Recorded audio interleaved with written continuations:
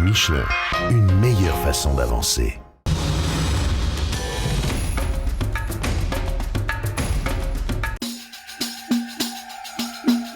La dernière parade sur le Dakar aujourd'hui, une spéciale de 128 km partagée en deux pour faire durer le spectacle et faire genre on fait encore de la compète, même si sauf accident tout est joué dans toutes les catégories. Le tout entrecoupé de 502 km de liaison, parade prévisible pour les voitures mais qui aurait pu être chaude chez les motos. But du jeu, relier la Serena à Santiago du Chili. Bon, chez les voitures, il ne fallait pas s'attendre à des surprises, ça tombe bien, il n'y en a pas eu. Stéphane Peterhansel n'avait rigoureusement aucun intérêt à tenter de faire des étincelles quand on a 50 minutes d'avance sur son premier poursuivant, en l'occurrence Giniel de Villiers, et quand on a le métier de Peter, on rallie l'arrivée tranquille, sans faire de vagues. Autant mettre son coéquipier en lumière, et c'est donc Nani Roma, lui aussi ex-motard, il avait gagné en 2004, qui remporte cette dernière étape. Il devance Orlando Terranova, auteur somme toute d'un bon Dakar puisqu'il pointe à la 5e place du général devant Lucio Ezequiel Alvarez qu'on n'avait plus vu depuis son très bon début de rallye. Giniel de Villiers, vainqueur de Villeneuve et plus proche rival donc de Stéphane Peterhansel, prend la 4e place de cette spéciale.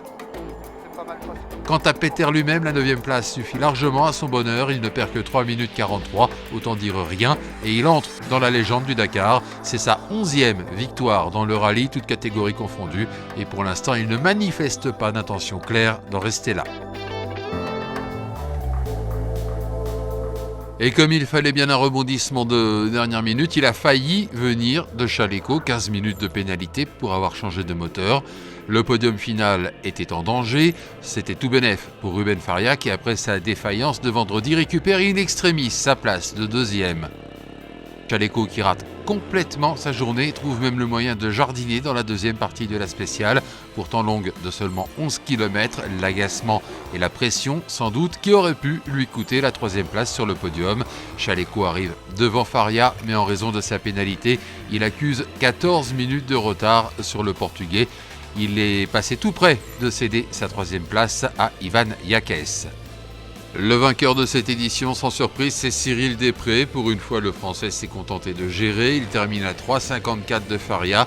Ça lui laisse donc un écart plus que suffisant pour remporter un 5e titre et égaler ainsi Cyril Neveu à une victoire du record maintenant fragile d'un certain Stéphane Peterhansel.